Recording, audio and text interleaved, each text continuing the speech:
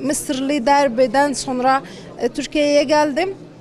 Aslında Müslüman Mısır'da çok problem var. Yani onun evlerinde yaşamıyor. Yani kalmıyor. Eğer kalırsa yani polis alabilir, hapiste gönderebilir. Müslüman şey söylüyor, yani bir şey istemiyor ya da yani kabul etmiyor, hapise gönderiyor. Yani olabilir, idam alıyor. Evet, yaklaşık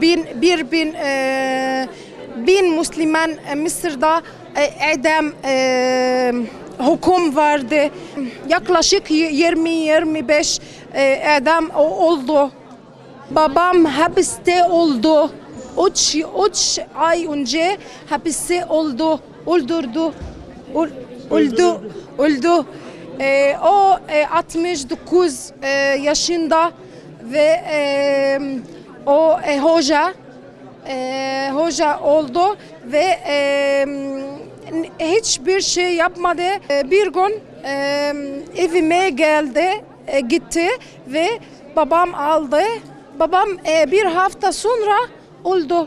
Çünkü yani mahkeme ona beraat verdi. Anladınız mı? Beraat, yani hiç şey yapmadı. Devlet istemiyor. Ona yani affetmiyor. Ve hapiste kaldı ve sonra öldü.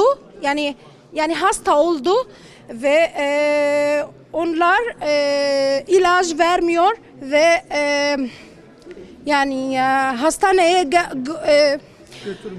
evet, kabul etmiyor. Tamam.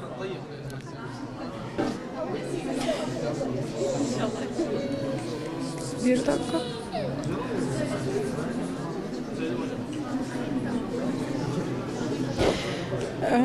Durum Mısır'da nasıl? Çünkü eğer insanlar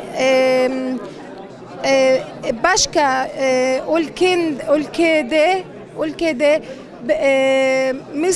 Mısırlı durumu bilirken onun başkanı yani stres yapabilir. Mısır'a kısılıyor, yani ilişkilik kısılıyor. Bu durumda yani Sisi'ye yani zarar olabilir. Zarar, yani anladınız mı? Yani eğer ticaret ile ilişkilik kısıldı, Türkiye gibi, yani Türkiye Mısır gibi, Türkiye Mısır arasında yani Erdoğan ve Sisi ilaka yok, ilişkilik yok. Bu nedenle yani bu stres Sisi'ye, anladınız mı? Eğer başka ülkeler ve başkanlar, evet, devlet başkanları böyle, yani Erdoğan başkanı gibi yapıyorsa yani Sisi çok stres olacak, problem olacak. Yani ve darbeler bitirecek. Sisi yani öldürüyor, tersiz. Yani anladınız mı? Ve yani insanlar Mısır'da çok insanlar ekonomi stres var, yani normal insanlar çok problem var. Yani ve sadece Müslüman değil, yani ama Müslüman çok problem var. Yani çok zulüm var. Yani hapse gönderiyor ve idam alıyor. Yani ve yani vazifeden terk ediyor ve onun parası alıyor. Yani anladınız mı? Babam okul vardı. Devlet aldı. Ve yani para aldı. Ve o yani hapiste terk etti, öldürdü.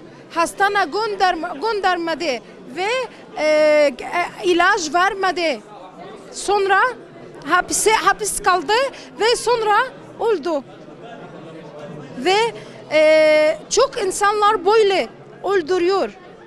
Hapiste çok insanlar, Müslüman insanlar Mısır'da ölüyorlar.